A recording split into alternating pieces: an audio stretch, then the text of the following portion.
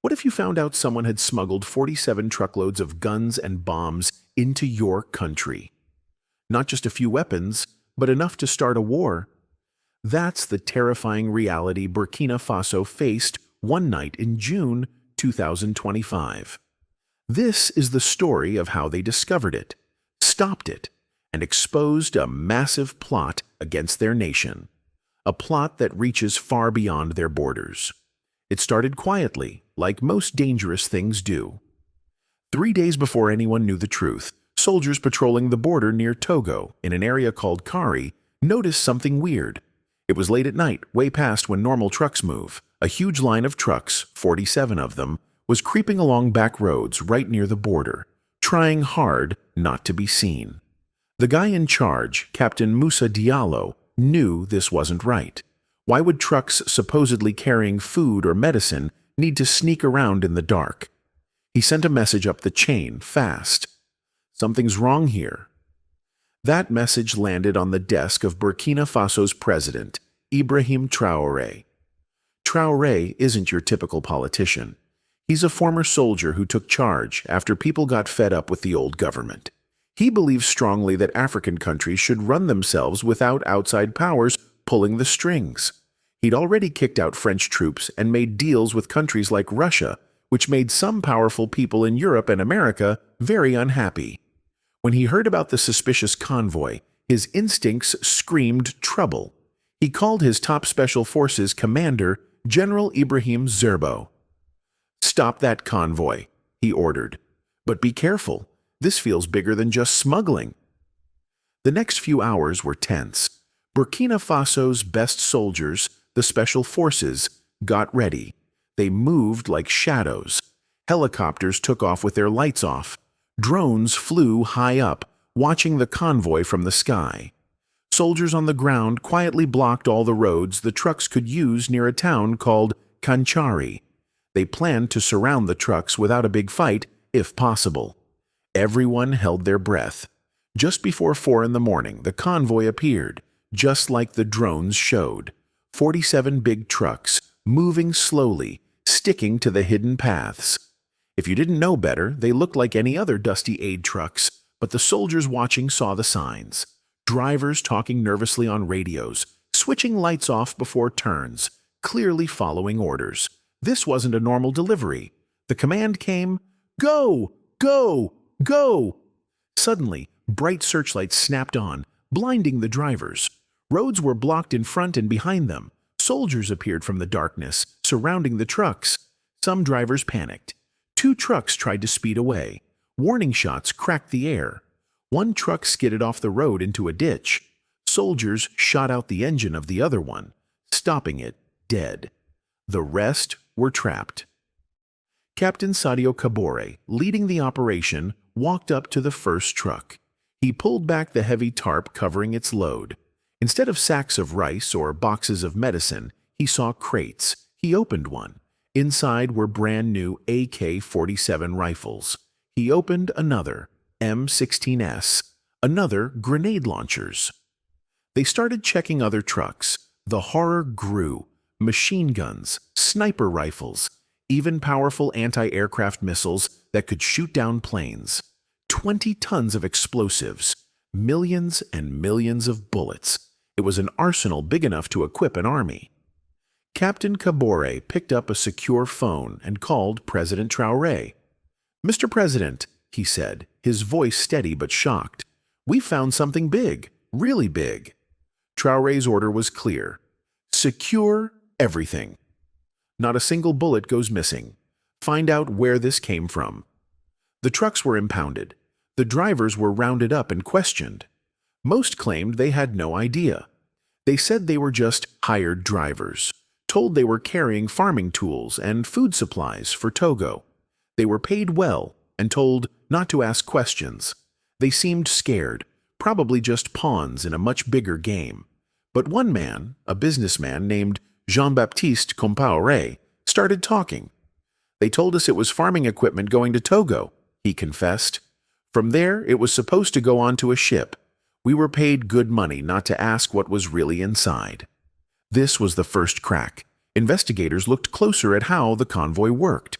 It was incredibly well organized, not like amateur smugglers. They used multiple different routes.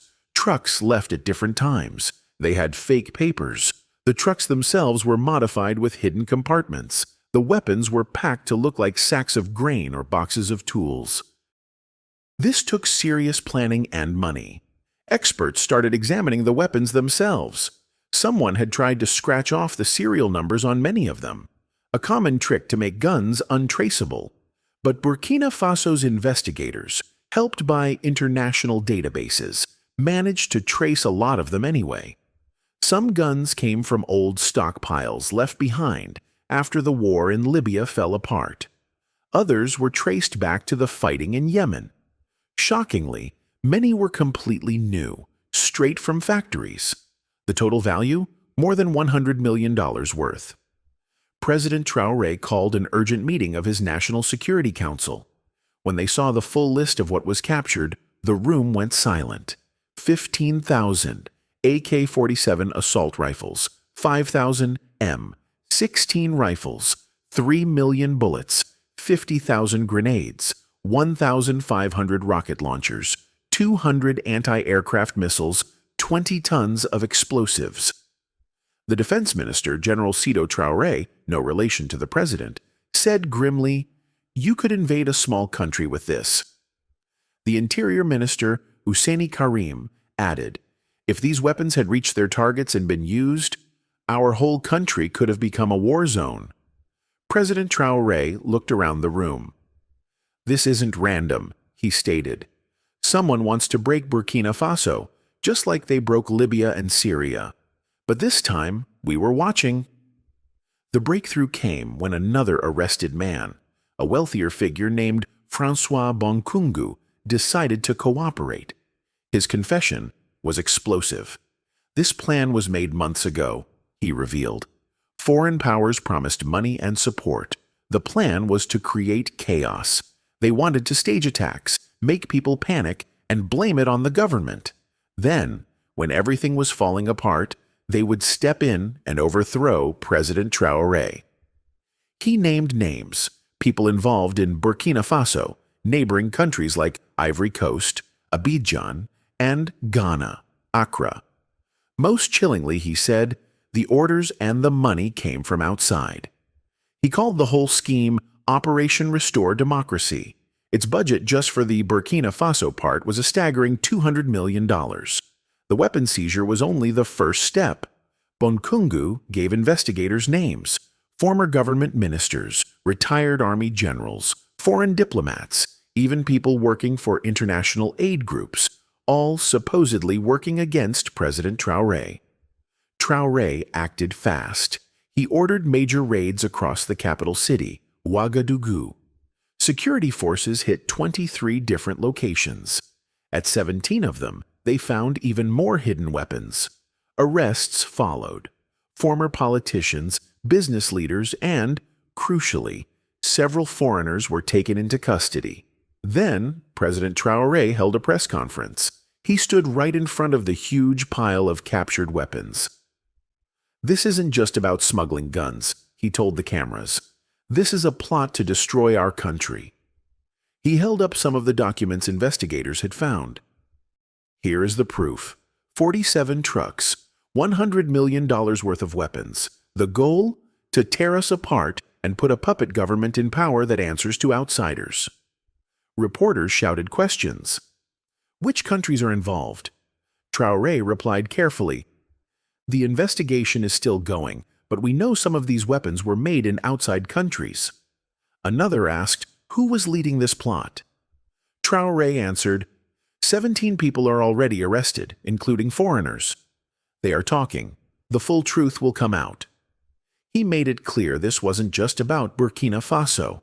This attack wasn't aimed only at us. It was an attack against all of Africa. It's time for Africa to stand together and protect itself. And Africa did respond. The leader of neighboring Mali called Traoré the pride of Africa.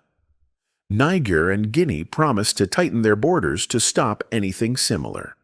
The African Union, the Organization of African Countries, called for much stricter controls on weapons moving across the continent. Uganda's president praised Burkina Faso's actions. South Africa said it was a wake-up call for every nation in Africa. As investigators dug deeper, the plot got even bigger and scarier. They found evidence the total budget wasn't just $200 million for Burkina Faso, but over $1 billion targeting several countries in the Sahel region, the area south of the Sahara Desert. Each country had its own secret plan for regime change. Traoré held a second press conference to reveal this.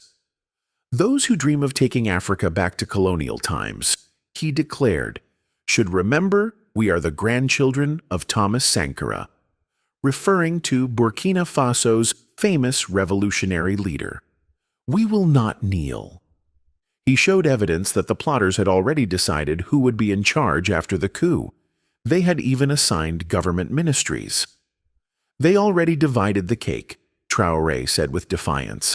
But they forgot who owns the bakery. Burkina Faso's interception of the massive weapons convoy triggered a significant international incident when evidence implicated foreign nationals holding diplomatic passports.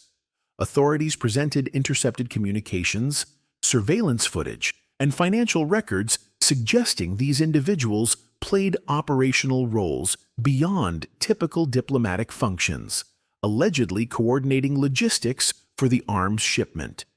When their home governments invoked diplomatic immunity and demanded release, President Traoré delivered a firm rebuke. A diplomatic passport grants privileges, not license for criminal activity. He asserted Burkina Faso's sovereign right to investigate and prosecute crimes committed within its borders, regardless of the perpetrator's status. Legal proceedings commenced under intense global scrutiny. Prosecutors filed grave charges including conspiracy against state security, terrorism financing, and large-scale arms trafficking. During hearings, they meticulously presented documented evidence, chains of custody for the seized arsenal, digital trails of encrypted communications spanning multiple countries, and complex financial transfers. Traoré assured due process, but was unequivocal. Justice for crimes against the Burkinabe people will be delivered by Burkinabe institutions under Burkinabe law. This is non-negotiable. Global reactions were starkly divided. Some nations lodged strong diplomatic objections regarding the detentions, discussing potential economic and diplomatic repercussions, and raising concerns about adherence to international protocols. Traoré countered these pressures publicly. History's gaze is upon us all. We are exercising our inherent right to defend our nation's peace.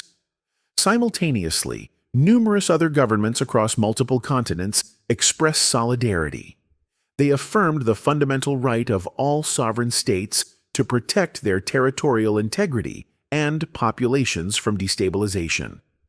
Offers of technical investigative assistance and humanitarian support were extended, with some leaders drawing parallels to historical struggles against external interference and praising Burkina Faso's resolve.